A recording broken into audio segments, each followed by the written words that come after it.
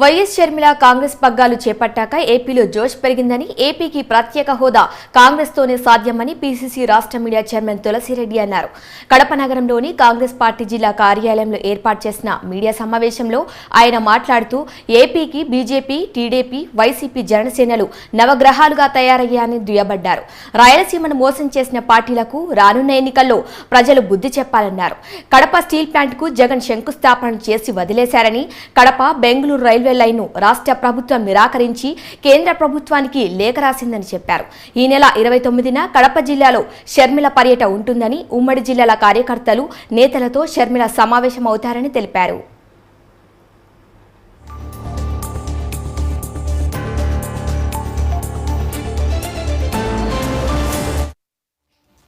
శ్రీమతి YS Sharmila Reddy గారు 23వ తారీఖు నుంచి అన్ని జిల్లాలు పర్యటిస్తున్నారు.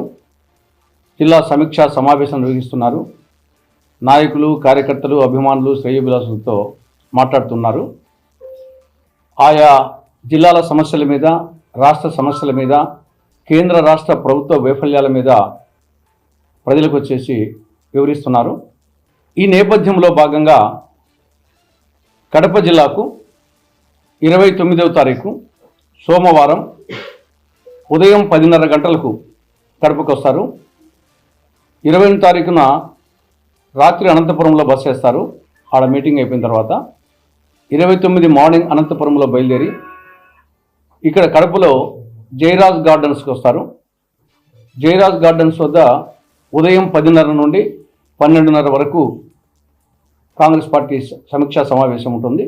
ఉదయం 10:30 నుండి 12:30 వరకు రెండు జిల్లాలు, అటు వైఎస్ఆర్ జిల్లా, ఇటు అన్నమయ్య జిల్లా, ఈ రెండు జిల్లాలకు సంబంధించినటువంటి కాంగ్రెస్ పార్టీ నాయకులు, కార్యకర్తలు, అభిమానులు, శ్రేయోభిలాషులతో ఈ సమీక్షా సమావేశం 2 గంటలు ఉంటుంది. అది అయిన తర్వాత ఆవిడ కర్నూలుకి పోవడం జరుగుతుంది. ప్రధానంగా కడప జిల్లాకు సంబంధించిన సమీక్షా సమావేశంలో కడప, అన్నమయ్య జిల్లాలకు సంబంధించిన ప్రధాన సమస్యలతో పాటు రాయలసీమ సమస్యలను స్పెసిఫిక్గా ప్రస్తావించడం జరుగుతుంది. కొద్ది మేరకు ఓవరాల్గా రాష్ట్ర సమస్యలను కూడా ప్రస్తావించడం జరుగుతుంది.